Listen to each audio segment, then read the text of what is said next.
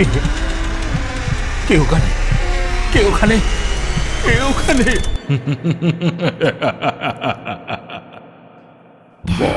ভুতুরে, যেখানে জীবিত সব চরিত্র। কলকাতা থেকে আমার কলেজের 3 জন সহপাঠী বন্ধু এসেছিল আমাদের গাঁয়ে বেড়াতে। তাদের নিয়েই আমি সেদিন বিকালে গিয়েছিলাম গাঁ ছাড়িয়ে মাইল 1.5 দূরে ময়ূরাক্ষী নদীর তীরে। ওখানকার ময়ূরাক্ষীর 2 তীরের শোভা বড়ই নয়ন মুগ্ধকর। ভেবেছিলাম সন্ধ্যার কোল অবধি নদীর ধারে বসে গল্পগুজব করে তারপর বাড়ি ফিরব। অন্ধকারে মাঠের মধ্যে আসতে গিয়ে পথে সাপখোপের সম্মুখীন হতে পারি এই ভয়ে বাবার 5 সেলের টর্চটা সঙ্গে এনেছিলাম। গরমকাল, 6:30তেও তখন অনেক বেলা, প্রায় 6:30 হবে তখন। আমরা 4 জনে কবিগুরুর একটা গান নিয়ে আলোচনা করছি। আলোচনায় আমরা এতই মশগুল ছিলাম যে পশ্চিম দিক থেকে কালো মেঘ উঠে কখন যে প্রায় অর্ধেকটা আকাশ ঢেকে ফেলেছে তা খেয়ালই হয়নি। হঠাৎ ঝড় উঠতে তা খেয়াল হলো আমাদের। আমরা ধর্মর করে উঠে পড়ে একরকম ছুটতে ছুটতেই বাড়ির পথে হাঁটা দিলাম। আমি জানি এই 1.5 মাইল পথের মধ্যে কোনো ঘরবাড়ি নেই, অর্থাৎ বৃষ্টির হাত থেকে শরীর বাঁচাবার মতো কোনো আশ্রয়ও নেই। বরাতমন্দ 5-7 মিনিটের মধ্যেই দৈত্যের মতো কালো মেঘটা সারা আকাশ ছেয়ে ফেলল এবং মুষলধারে বৃষ্টি নামল। সেই সঙ্গে ঝড়ের সে কি বেগ! প্রাণপণে আমরা ছুটতে লাগলাম 4 জনে। ছুটতে ছুটতেই আমার খেয়াল হলো যে আর একটু এগোলেই আমাদের ডান পাশে পড়বে একটা বড় কালী মন্দির। সেখানে গিয়ে উঠলে ঝড় বৃষ্টির হাত থেকে বাঁচা যেতে পারে। কিন্তু সন্ধ্যার পর ওই মন্দিরের ধারে কাছে কেউ ঘেঁষে না। আমারও মন চাইছিল না ওইদিকে যাওয়ার। গায়ের অন্য সকলের মতো ওই মন্দিরের প্রতি ভয় আমার মনেও আছে।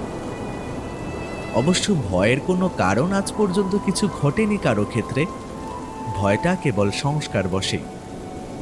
তবু আমি যদি একা থাকতাম তাহলে হয়তো একা থাকার জন্যেই ওই মন্দিরে যেতে ভয় পেতাম। কিন্তু আমরা রয়েছি 4 জন, সঙ্গে 5 সেলের টর্চ। অযথা ভয় পাওয়ার কোনো কথাই নয়। তাই মনে সাহস পেয়ে আমি বন্ধুদের নিয়ে ভিজে গোবর হয়ে ওই পোড়ো মন্দিরটার চাতালে গিয়ে উঠলাম। বেশ বড়সড় মন্দির। মন্দিরের 2 পাশে ও পিছনে আরও খানছাড়ে ঘর আছে। এই মন্দির ছিল একজন তান্ত্রিকের। ঘরগুলির মধ্যে একটাতে নাকি মায়ের ভোগ রান্না হতো। অন্য ঘরগুলিতে চেলাচামুন্ডাদের নিয়ে তান্ত্রিক বাস করত। মন্দির ও ঘরগুলির কিছু কিছু অংশ এখন ভেঙে পড়েছে। দেওয়ালে ছাদে গাছপালা গজিয়েছে। মন্দির প্রাঙ্গণ লতাগুল্মের ঝোপঝাড়ে আবৃত। এমন মুষলধারে বৃষ্টি না নামলে আমি কখনোই এই পুরো মন্দিরে আশ্রয় নিতাম না। এখন মাত্র সন্ধ্যারা, কিন্তু জায়গাটার পারিপার্শ্বিক পরিস্থিতি দেখে যেন মনে হচ্ছে এখন হলো মাঝরাত। বন্ধু শ্যামল বলল, আচ্ছা, একটা কথা জিজ্ঞেস করছি। এই জায়গায় আমাদের নিয়ে এলি তো বটে, সাপ খোপে কামড়াবে না তো আবার? আমি টর্চটা জেলে চারিদিকে দেখে নিয়ে বললাম, দেখে তো সেই রকমই মনে হচ্ছে। কি করব ভাই, যা বৃষ্টি নামলো, বাড়ি যে এখনো অনেক দূর। এই বৃষ্টিতে এতখানি রাস্তা ভিজলে সবাইকে জ্বরে পড়তে হতো। আর এক বন্ধু রতন বলল, তা তো সত্যি। আচ্ছা, এই কি মন্দির ছিল রে এটা? দেখে তো মনে হচ্ছে এককালে খুব জাঁকজমকের সঙ্গে পুজো আচ্ছা হতো এখানে। বললাম, হ্যাঁ, মারাত্মক রকমের জাঁকজমক সহকারে এখানে কালী প্রতিমার পুজো হতো শুনেছি। সে জাঁকজমক এতই মারাত্মক ছিল যে কোনো লোক পুজো দেখা তো দূরের কথা, কোনোদিন প্রতিমা দেখতেও এখানে আসতো না। একথা শুনে শ্যামল, রতন ও অজয় সবিস্ময়ে জিজ্ঞাসু নেত্রে আমার দিকে তাকাল। আমি বললাম, শোন তবে এই মন্দিরের ইতিহাস, যেটুকু আমি জানি। আমার ঠাকুরদার বয়স যখন ছিল 24-25, সেই সময় এই মন্দিরে কালী সাধনা করত একজন তান্ত্রিক কাপালিক। শুনেছি সেই কাপালিকের চেহারা এতই ভয়ঙ্কর ছিল যে কোনো সাধারণ মানুষ তার ধারে কাছে যেত না। 7-8 জন চেলা ছিল তাদের চেহারাও ছিল নাকি ভয়ঙ্কর। ওই যে বেদিটা দেখছিস না, হ্যাঁ ওইটা, ওই বেদির উপর থাকতো সেই কালী মূর্তি। তখন কেউই জানতো না যে ওই মূর্তি নকল কি আসল মূর্তি। অর্থাৎ নিচেকার একটা গোপন কক্ষে মন্দিরের পিছন দিকে একখানা ঘর আছে। সেই ঘরের মেঝের মধ্যে দিয়ে নিচেকার ঘরে যাওয়ার সিঁড়ি আছে। এই ব্যাপারটা আকস্মিকভাবে টের পেয়ে যায় আমাদের গাঁয়ের একদল ছেলে। দলে তারা 6 জন ছিল। সেদিন তারা গিয়েছিল পাশের গাঁয়ে এক বৌভাতের নিমন্ত্রণ খেতে। খেয়ে দিয়ে যখন তারা ফিরছিল, রাত তখন 11টা। আমরা আজ যে কারণে মন্দিরে এসে ঢুকলাম, সেদিন তারাও ঠিক একই কারণে এই মন্দিরে আশ্রয় নিতে বাধ্য হয়েছিল।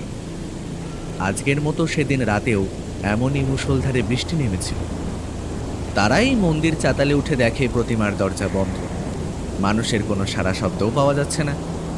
তারা ভাবল কাপালিক ও তার চেলাচামুন্ডারা সবাই বোধহয় ঘুমিয়ে পড়েছে। এমন সময় তাদের কানে পৌঁছয় পুজোর ঘণ্টার ধ্বনি। কিন্তু ঘণ্টার যে আওয়াজ তাদের কানে আসছিল, সেই আওয়াজটা ছিল খুব চাপা আর ক্ষীণ।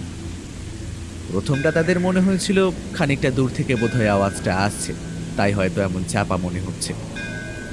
তারপরই তাদের খেয়াল হলো যে এই মন্দিরের চারপাশের প্রায় মাইলখানেক জায়গার মধ্যে কোনো বাড়িঘর, লোকবসতি কিছুই নেই। তবে ওই ঘণ্টার শব্দ আসছে কোত্থেকে? পুজোর সময় পুরোহিত যে ঘণ্টা বাজায়, সেই ঘণ্টার শব্দ। তাহলে নিশ্চয়ই এই মন্দিরের মধ্যেই অন্য কোনো ঘরে পুজো হচ্ছে। এই কথা মনে হতেই ওই 6 জন ছেলে উঠে দাঁড়ালো। ওদের মধ্যে 3 জনের টর্চ ছিল। একজন বলল, চল না ভিতরের দিকটা একবার চুপি চুপি ঘুরে দেখে আসি, কোথায় কি পুজো হচ্ছে। যতগুলো ঘর ওই মন্দিরের ভেতরে ছিল, সব ঘরের দরজাই তারা বন্ধ দেখল। ছেলেরা প্রত্যেকটি দরজার গায়ে কান দিয়ে বুঝল, না, এই সব ঘরের মধ্যে কোনো আওয়াজ নেই। তবে ঘণ্টার শব্দ আসছে কোত্থেকে? তারপর তারা মন্দিরের পিছন দিকে যেতেই তাদের মনে হলো যেন ঘণ্টার আওয়াজটা এখানে স্পষ্ট। টর্চের আলোয় দেখল সেখানে একটা ঘর রয়েছে এবং ঘরের দরজাটাও আধখোলা অবস্থায় রয়েছে। ছেলেরা এবার আরও হুঁশিয়ার হল। ঘরটার মধ্যে কোনো লোকজন থাকতে পারে বলে তাদের মনে সন্দেহ হওয়ায় তারা অন্ধকারের মধ্যে গা মিশিয়ে নিশ্চুপে অনেকক্ষণ অপেক্ষা করল। কিন্তু ওই ঘরটাও জনশূন্য রয়েছে। এ ব্যাপারে শেষ পর্যন্ত নিশ্চিত হয়ে তারা সকলে ধীরে ধীরে ওই কক্ষে প্রবেশ করল। ভেতরে কি আছে এটাই তারা দেখতে চায়। কিন্তু ঘরটার মধ্যে ঢুকতেই ঘণ্টার শব্দ আরো স্পষ্ট হয়ে উঠল। এবার তারা বুঝল ওই ঘরের মধ্যেই ঘণ্টা ধ্বনির রহস্য লুকিয়ে আছে। টর্চের আলোয় তারা ঘরের মেঝেতে একটা বিরাট চৌকো ভারী লোহার পাত দেখতে পেল। লোহার পাতটা দেখে তাদের মনে কেমন যেন সন্দেহ জাগল। খুব সন্তর্পণে পাতটার দিকে এগিয়ে সেই পাতটাকে তারা সরাবার চেষ্টা করল। কিন্তু সেটা এত ভারী, একজনের পক্ষে টেনে তা সরানো সম্ভব নয়। তখন তারা করল কি, 4 জনে ধরে সেটাকে এমন সাবধানে টানতে লাগলো যাতে কোনো রকম শব্দ না হয়। খানিকটা টানতেই একটা গর্তের মুখ তারা দেখতে পেল এবং সেই ঘণ্টার শব্দ একেবারে স্পষ্ট হয়ে উঠল। বুঝল এই ঘরের নিচেকার কোনো চোরা কুঠুরিতে ঘণ্টা বাজছে এবং সেই ঘরে যাওয়ার এটাই হলো গুপ্তদ্বার। ছেলেরা রহস্যের গন্ধ পেল। এমন গুপ্ত কক্ষে পূজা আর্চা করার কারণ কি? কোনো নিগূঢ় কারণ নিশ্চয়ই কিছু একটা আছে এবং সেই কারণ জানবার জন্য তাদের সকলকার ডানপিটে মন আনচান করে উঠল। তারা সেই লোহার পাতটাকে আরো খানিকটা সরিয়ে গুপ্তদ্বার সম্পূর্ণ উন্মুক্ত করে ফেলল। তাদের নজরে পড়ল কয়েক ধাপ সিঁড়ি সোজা নিচের দিকে নেমে গিয়ে ডান দিকে বেঁকে গেছে। গুপ্ত কক্ষে যে আলো জ্বলছে তারই আলোয় লোকিত হয়ে আছে সিঁড়ির বাঁকের মুখটা। ফলে সমস্ত সিঁড়িটাই মোটামুটিভাবে দেখতে পাওয়া যাচ্ছে। অতঃপর ছেলেরা মুহূর্তকালের জন্য একবার চুপি চুপি যুক্তি করে স্থির করে নিল যে তারা নিঃশব্দে সিঁড়ি বেয়ে খানিকটা নিচে নেমে দেখে আসবে কী ধরনের পুজো ওখানে হচ্ছে, যে পুজোর জন্য এত গোপনীয়তার প্রয়োজন। সিঁড়ির সেই বাঁক অবধি নেমে ছেলেরা সন্তর্পণে ডান দিকে দৃষ্টিপাত করে যা দেখতে পেল, তাতে তারা ভয়ে বিস্ময়ে একেবারে হতভম্ব হয়ে গেল। তারা দেখল দরজা জানালাবিহীন মাঝারি আকারের একখানা ঘর। ঘরখানার একপাশে হাত তিনেক লম্বা এক কালী প্রতিমার সামনে একজন ভয়ঙ্কর দর্শন তান্ত্রিক কাপালিক পূজায় মগ্ন। তার আশেপাশে কয়েকজন লা চামুন্ডা দাঁড়িয়ে রয়েছে। তাদের মধ্যে দুজন একটি 10-12 বছরের বালক আছে, আর একজনের হাতে রয়েছে একটা তীক্ষ্ণধার খড়গ। এছাড়া ঘরখানার একটি কোণে জড়ো করা ছিল কয়েকটি সুতীক্ষ্ণ বর্ষা এবং আরও গোটা চারেক খড়গ। ছেলেরা বুঝল এই মন্দিরের আসল পুজো এখানেই হয় এবং নরবলি পর্যন্ত হয়ে থাকে। ইতিমধ্যে কাপালিক পূজা শেষ করে আসন ছেড়ে উঠে দাঁড়ালো এবং ঘাতকের দিকে চেয়ে ইশারায় বলির নির্দেশ দিল।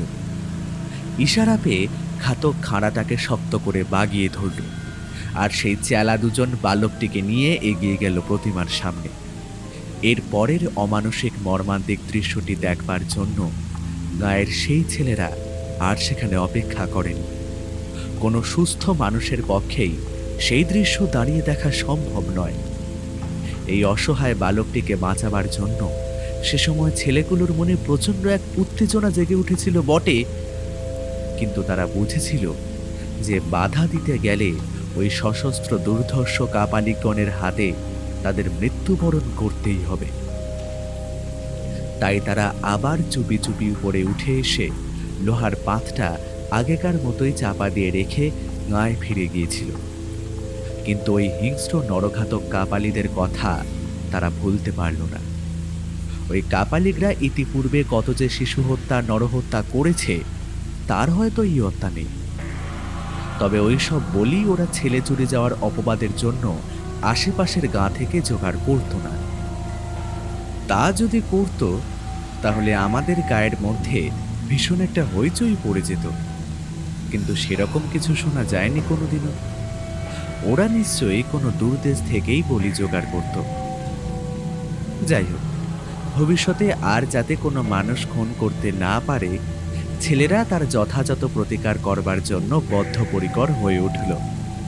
নির্জনে অনেকক্ষণ ধরে যুক্তি করে তারা স্থির করল যে ওই কাপালিক ও তার চেলাদের সকলকে তারা হত্যা করবে, এবং কিভাবে হত্যা করবে তারও একটা সাংঘাতিক উপায় তারা স্থির করে ফেলল। দিন 6-7 পরই একদিন রাত 10টা নাগাদ তারা আবার এই মন্দিরের নিকটে এসে পৌঁছালো। তাদের সঙ্গে ছিল বড় বড় টিনের 2 টিন পেট্রোল। এই সব ব্যাপার তখনও পর্যন্ত তারা গায়ের কোনো লোককে জানায়নি, জানিয়েছিল কাপালিকদের হত্যা করার পরে। মন্দিরের নিকটবর্তী বড় একটা ঝোপের আড়ালে লুকিয়ে অনেকক্ষণ পর্যন্ত তারা মন্দিরটার দিকে তীক্ষ্ণ দৃষ্টি রেখেও কোনো জনমনুষ্যের সারা শব্দ পেল না। তখন তারা নিঃশব্দে মন্দিরের চাতালে গিয়ে উঠল। তারপর পেছন দিকের সেই ঘরখানার নিকট হতেই তাদের কানে ঘণ্টার চাপা আওয়াজ ভেসে এলো। এতক্ষণে তারা নিশ্চিন্ত হতে পারল, যাক, পুজো হচ্ছে এবং কাপালিকেরা তাহলে সেই পুজোর ঘরেই আছে। অতঃপর তারা এসে হাজির হলো সেই গুপ্তদ্বারের নিকট। তাদের এরপরের কার্যকলাপ অত্যন্ত ক্ষিপ্রতার সঙ্গে শেষ হলো। একজন একটু তফাতে সরে গিয়ে দেশলাইয়ের কাঠি জেলে একটা কাগজ ধরালো, আর একদিকে অন্য ছেলেরা লোহার পাতটা সরিয়ে ফেলেই সেই গুপ্ত গহ্বরের মধ্যে 2 টিন পেট্রোল সম্পূর্ণ ঢেলে দিল।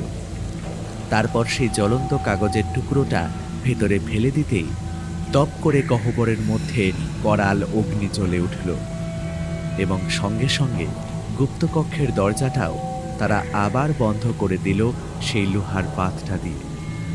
ততক্ষণে গুপ্তকক্ষের মধ্যে কাপালিকদের বীভৎস অন্তিম চিৎকার শুরু হয়ে গেছে, কিন্তু সেই চিৎকার অতি অল্পকালের মধ্যেই থেমে গেল। তারপর প্রচণ্ড নিস্তব্ধতা নেমে এলো। শত্রু ধ্বংস করে ছেলের দল বীর বিক্রমে গায়ে ফিরে গিয়ে সকলের কাছে প্রকাশ করেছিল তাদের দুঃসাহসিক কাণ্ড কারখানার কথা। শুনে গায়ের লোক স্তম্ভিত হয়ে গিয়েছিল। কিন্তু এই মন্দিরের ধারে কাছে আগেও যেমন কেউ আসতো না, কাপালিকদের মৃত্যুর পরও কেউ কোনোদিন শখ করে এদিকে আসেনি।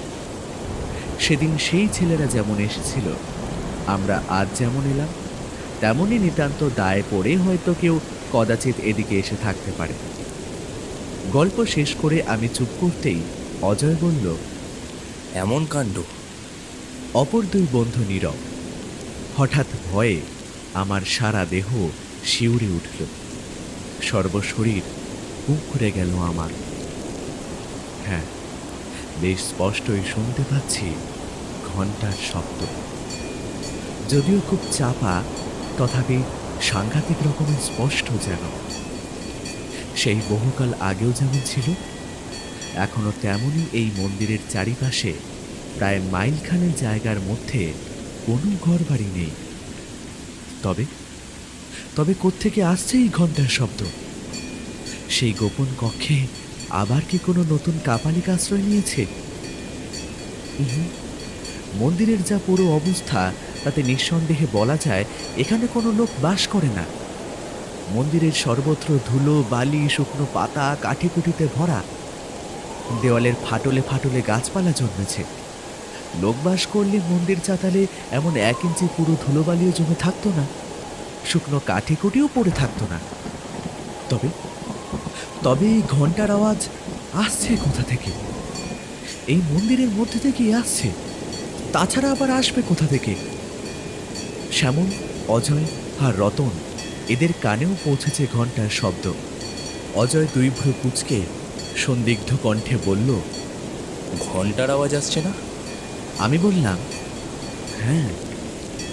সেই অন্ধকারের মধ্যেও দেখতে পেলাম অপর দুই বন্ধু জলজলে চোখে আমার মুখের দিকে তাকিয়ে আছে। অজয় হচ্ছে 1 নাম্বারের ডান পিঠে ছেলে, অত্যন্ত সাহসী। সে আমাকে শুধালো, এই ঘন্টার আওয়াজ কোত্থেকে আসছে বলে মনে হয় তোর? আগে তো কাছাকাছি কোনো ঘর বাড়ি ছিল না শুনলাম, এখন? না, এখনো তেমনই। মাইলখানেকের মধ্যে বাড়ি ঘর কিছুই নেই। আমি বললাম। তাহলে? ক্ষণকাল ভাবল অজয়। তাহলে কি আবার কেউ বা কারা সেই ঘরে ঠাকুর প্রতিষ্ঠা করে পুজো করছে? অবশ্য দেখে শুনে তো মনে হচ্ছে না 20 বছরের মধ্যে এখানে কোনো লোক বাস করছে। যাই হোক, ব্যাপারটা না দেখে ছাড়ছি না। আওয়াজ শুনে মনে হচ্ছে ওই মন্দিরের ভেতর থেকেই আওয়াজটা আসছে। চল তো, সেই ঘরটার মধ্যে আমাকে নিয়ে চল, যে ঘরটায় বলেছিলি লোহার পাতে ঢাকা গুপ্ত পথ আছে। বললাম, সেই ঘর তো আমি জানি না, তবে শুনেছি পেছন দিকে। দেখি তো, চল। আমার সেদিকে যাওয়ার মোটেই ইচ্ছে ছিল না, কিন্তু পাছে শহরের বন্ধুদের কাছে আমি ভীতু কাপুরুষ প্রতিপন্ন হই, সেই ভয়েতেই আমাকে ওদের নিয়ে যেতে হলো। মন্দিরের পিছন দিকে পৌঁছতেই ঘণ্টার আওয়াজ খানিকটা স্পষ্ট হলো। ভয়ে থরথরিয়ে কেঁপে উঠলাম আমি। কম্পিত গলায় বললাম, হ্যাঁ, সেই ঘরেতেই ঘণ্টা বাজছে, কোনো ভুল নেই। আবার কারা এলো? আমি ভীতু হয়ে পড়েছি। অজয় বোধহয় তা টের পেয়ে আমায় বলল, কি রে বিপিন, তুই কি ভয় পাচ্ছিস? না না না না, ভয় পাবো কেন? তবে তবে ভাবছি আবার কোনো নরবলি টরবলি হচ্ছে না তো? অজয় বলল, দেখাই যাক না কি হচ্ছে। আমি বুঝতে পারলাম রতন বা শ্যামলেরও এইসব ব্যাপারে উৎসাহের অভাব রয়েছে। ওরা দুজনও কেমন যেন মিলিয়ে রয়েছে। আমার মতোই অবস্থা আর কি। ভীতু কাপুরুষ প্রতিপন্ন হতে চায় না বলেই নিরুত্তরে এগিয়ে চলেছে। অজয় আমার কাছ থেকে আগেই টর্চটা নিয়েছিল। টর্চের আলোয় দুই পাশ দেখতে দেখতে সে এগিয়ে চলেছিল। যে কটা ঘর দেখলাম, কোনো ঘরেরই দরজা জানলা নেই। সব উইয়ে নষ্ট করেছে আর ভেঙে চুরে পড়েছে। সর্বত্র ধুলো, বালি, নোংরা ইত্যাদিতে ভরা। এখানে কোনো লোকের যাওয়া আসা থাকলে এই পুরো ধুলোর ওপর পায়ের দাগ নিশ্চয়ই থাকতো, কিন্তু কোনো পদচিহ্ন নেই, এমনকি কোনো জন্তু জানোয়ারের পর্যন্ত নয়। শুধু আমরাই কজন সুস্পষ্ট পদচিহ্ন ফেলে এগিয়ে চলেছি। অসম্ভব, এখানে কোনো মানুষ থাকতে পারে না। কথাটা আচমকা রতন বলল। তবে আমি আর শ্যামল দুজনে একই সঙ্গে প্রশ্ন করে বসলাম। অজয় বলল, তবে এটা যে কি সেটাই তো জানতে যাচ্ছি। আমরা সেই ঘরটার মধ্যে এসে হাজির হলাম। মুখে চোখে মাকড়সার জালের স্পর্শ পাওয়া গেল। এ ঘরে লোকের যাওয়া আসা থাকলে কি এমন মাকড়সার জাল ছড়িয়ে থাকতো? অজয় এবার উজ্জ্বল টর্চের আলো জ্বালানোয় মেঝের দিকে তাকিয়ে দেখতে পেলাম একটা বিরাট মরচে ধরা লোহার পাত পড়ে রয়েছে। ঘরের মেঝে ও লোহার পাতটার উপর আধ ইঞ্চি পুরো ধুলোর আস্তরণ জমে রয়েছে। এখানে ঘন্টার শব্দ আরো স্পষ্ট। এক টানা ঘন্টা বেজে চলেছে, মনে হচ্ছে যেন আরতি হচ্ছে। আমরা প্রত্যেকেই উপলব্ধি করতে পারলাম যে এই ঘরের নিচের থেকেই ঘন্টার আওয়াজ আসছে। যেখানে লোকজনের কোনো অস্তিত্ব নেই সেখানে ঘন্টা বাজে কি করে? এ কি অলৌকিক কাণ্ড! আমার গায়ের রোম খাড়া হয়ে উঠল। ভীষণ একটা বিপদের ইঙ্গিত পাচ্ছি যেন। আশ্চর্য, অদ্ভুত। অজয় নির্নিমেষ দৃষ্টিতে লোহার পাতটার দিকে তাকাতে তাকাতে কথাটা বলল। শ্যামল বলল, একটা ব্যাপার তো স্পষ্ট বোঝা যাচ্ছে যে বহুকালে ঘরে কোনো মানুষের পদার্পণ হয়নি, ও অথচ নিচেকার ঘরে ঘন্টা বাজছে। আর ঘন্টাটা তো আপনা আপনি বাজছে না, নিশ্চয় মানুষই তো বাজাচ্ছে। তবে তবে কি সে মানুষ হাওয়ায় মিশে নিচেকার ঘরে গেছে, যার জন্য তার পায়ের ছাপ পড়েনি? অজয় বলল, সত্যিই ভাববার কথা। এই রহস্যের কারণ জানতেই হবে। এবার আমরা সকলে মিলে লোহাটা টেনে সরাতেই গুপ্তপথ নজরে পড়ল, আর সেই সঙ্গে ঘন্টার আওয়াজটাও একেবারে কানের কাছে এগিয়ে এলো। কিন্তু কি অন্ধকার গর্তটা! সিঁড়ির একটা ধাপও নজরে পড়ছে না। নিচেকার ঘরে নিশ্চয়ই কোনো আলো জ্বলছে না। ছোট একটা প্রদীপ জ্বললেও তার আলো রেখা নিশ্চয়ই আমাদের নজরে পড়ত, এবং সিঁড়ির নিচেকার দিকটাও অন্তত আবছাভাবে আলোকিত হয়ে থাকত। তবে কি পুরোহিত অন্ধকারে বসেই পুজো করছে? এ কি অস্বাভাবিক ব্যাপার! আমার পিছু পিছু আয় তোরা, খুব সাবধানে নামবি। টর্চ জ্বালবো না, কোনো রকম শব্দ টব্দ যাতে না হয়। দুপাশের দেওয়াল ধরে ধরে নিঃশব্দে সিঁড়ির বাঁক পর্যন্ত নেমে দাঁড়ালাম। সঙ্গে সঙ্গে ঘন্টার আওয়াজ থেমে গেল। চোখে কিচ্ছু দেখতে পাচ্ছি না আমরা। অস্বাভাবিক অন্ধকারে আমরা চারজনে যেন অন্ধ হয়ে দাঁড়িয়ে আছি। এত নিরেট অন্ধকার জীবনে কোনোদিন দেখিনি। আমরা সকলে গায়ে গা ঠেকিয়ে বেশ কিছুক্ষণ সেখানে দাঁড়িয়ে থেকেও কোনো মানুষজনের তো দূরের কথা, একটা আরশোলার অস্তিত্ব পর্যন্ত টের পেলাম না। হঠাৎ অজয়ের হাতের 5 সেলের টর্চটা জ্বলে উঠল। টর্চটায় ছিল নতুন ব্যাটারি। উজ্জ্বল আলোয় উদ্ভাসিত হয়ে উঠল চারিদিক। দেখতে পেলাম সেই গুপ্ত কক্ষের মেঝের উপর কতগুলো নরকঙ্কাল পড়ে রয়েছে। প্রতিমা যেখানে ছিল সেখানে পুরো প্রতিমারও কিছু অংশ খাড়া হয়ে দাঁড়িয়ে রয়েছে। ঘরের একটা কোণে সেই বর্ষা আর খাঁড়াগুলোও রয়েছে, আর একটা খাঁড়া পড়ে রয়েছে প্রতিমার কাছাকাছি জায়গায়। পুজোর ঘণ্টা এবং কয়েকটা থালা, কোষাকুষি ইত্যাদি প্রতিমার সামনে পড়ে রয়েছে। এই সমস্ত জিনিস আগুনে পুড়ে এবং তার উপর ধুলোর আবরণ জমে এমন চেহারা হয়েছে যে বোঝবার উপায় নেই কোনটা লোহার তৈরি, কোনটা তামার বা কোনটা পিতলের জিনিস। বেশ কিছুক্ষণ ঘরটা দেখে নিয়ে অজয় গলায় বেশ জোর দিয়ে বলে উঠল, অসম্ভব, এই ঘরে কখনোই ঘন্টা বাজছিল না। ঘন্টার শব্দ অন্য কোথাও থেকে আসছিল। আমাদের সকলকারই শোনার ভুল হয়েছে। আর এখানে নয়, ওপরে যাওয়া যাক। আমি বেশ স্পষ্টই বুঝতে পারলাম কথা বলার সময় অজয়ের গলা কাঁপছিল, আর আমার নিজের অবস্থা অত্যন্ত শোচনীয়। কি যেন এক নিদারুণ ভয়ে আমি ঘেমে উঠলাম।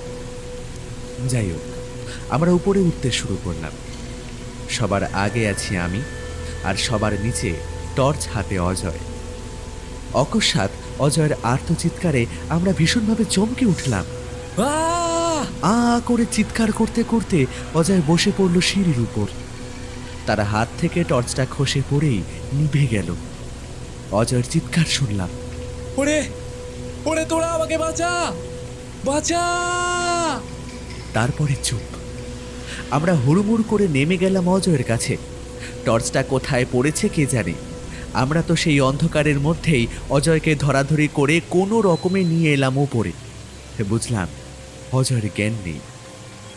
তারপরে কিভাবে কত কষ্ট করে যে অচৈতন্য অজয়কে নিয়ে সে রাতে বাড়ি পৌঁছেছিলাম, সে কথা এখানে না বললেও চলবে। ডাক্তারকে খবর দেওয়া হয়েছিল। তিনি দেখে শুনে ওষুধ দিয়ে বলেছিলেন, মনে হচ্ছে ভয়ঙ্কর কিছু একটা দেখে জ্ঞান হারিয়েছে। ডাক্তারের কথা সত্য প্রমাণিত হলো অজয়ের জ্ঞান ফেরার পর তার মুখ থেকে সব কথা শুনে। জ্ঞান অবশ্য ঘণ্টা দুয়েকের মধ্যেই ফিরেছিল, কিন্তু সে মোহাচ্ছন্নের মতো ছিল পরদিন বেলা প্রায় 8টা অবধি। বেলা 10টা নাগাদ তাকে বেশ খানিকটা সুস্থ মনে হতে আমরা গত রাতের ঘটনাটার কথা তার কাছে জানতে চেয়েছিলাম। উত্তরে সে বলেছিল যে তার মনে হয়েছিল একজন ভীষণ দর্শন কাপালিক এক হাতে তাকে চেপে ধরে অন্য হাতে ধারালো খাঁড়া তুলে তার গলায় একটা কোপ বসিয়ে দিয়েছিল। তাই সে অমনভাবে চিৎকার করে উঠেছিল।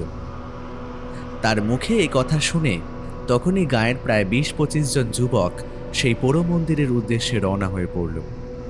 শ্যামল, রতন আর আমি আগে আগে চললাম। সকলের মনেই সেই ঘরটা দেখার তীব্র আগ্রহ রয়েছে। দিনের বেলা বেশ ভালোভাবেই দেখাশোনা যাবে।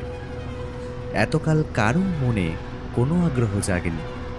আজ এত বছর পর এমন একটা অস্বাভাবিক ঘটনা ঘটে যাওয়ায় গায়ের আজকালকার তরুণ যুবকেরা কৌতূহল দমন করতে পারল না।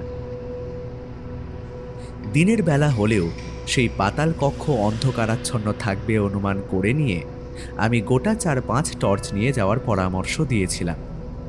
কিন্তু কার্যক্ষেত্রে দেখা গেল প্রায় 10 লোক টর্চ নিয়ে এসেছে। গুপ্তদ্বারের সামনে এসে দেখা গেল সত্যই ভেতরটা বেশ অন্ধকার।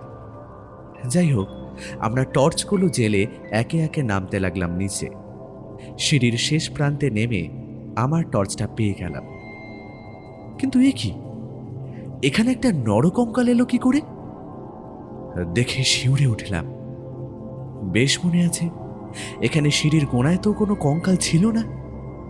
কঙ্কালগুলো তো সবই দেখেছিলাম ঘরের মেঝের উপর এদিকে ওদিকে পড়েছিল, আর পায়ের কাছে বিরাট একখানা খাঁড়া পড়ে রয়েছে দেখছি। কঙ্কাল? খাঁড়া? না, কখনো না, এসব মোটেই এখানে ছিল না। ঘরের মেঝের দিকে তাকিয়ে দেখি প্রতিমার কাছে যে খানাটা পড়েছিল সেটা তো সেখানে নেই। সবগুলো টর্চের আলোয় ঘরখানা প্রায় সাদা হয়ে গেছে। অন্য সকলে অবাক চোখে ঘরের মধ্যে যা যা রয়েছে সেসব লক্ষ্য করছে, কিন্তু আমার নজরে যা পড়ছে তা আশ্চর্য, অতি আশ্চর্য, একেবারে অলৌকিক ব্যাপার। প্রতিমার কাছে যে খাঁড়াটা পড়েছিল সেখানে খাঁড়াটা নেই বটে, কিন্তু সেই জায়গায় খাঁড়ার ছাপটা যেন জ্বলজ্বল করছে। বহুকাল ধরে ঘরের মেঝে ও জিনিসপত্রের উপর বেশ পুরো একটা ধুলোর আস্তরণ জমেছিল, কাজেই সেখান থেকে খাঁড়াটা উঠে আসার জন্যেই অমন সুস্পষ্ট ছাপটা দেখা যাচ্ছে। আর ওখানকার ওই খাঁড়াটাই যে এখানে এসে পড়েছে এই বিষয়ে আমার মনে কোনো রকম সন্দেহ রইল না। শুধু খাঁড়াটাই নয়, ওই রকম রহস্যজনক উপায়ে কঙ্কালটাও যে ঘরের মেঝে থেকে উঠে এসেছে এখানে, সেই বিষয়েও আমার মনে স্থির বিশ্বাস জন্মালো। কিন্তু এই অলৌকিক কাণ্ড কারখানার মূলে কোনো অলৌকিক রহস্য যে অন্তর্নিহিত রয়েছে তার মীমাংসায় পৌঁছানোর মতো বুদ্ধিবৃত্তি আমার নেই। অত লোকজনের মধ্যে থেকেও কি যেন এক দারুণ ভয়ে আমার সারা দেহ শক্ত কাঠ হয়ে গেল।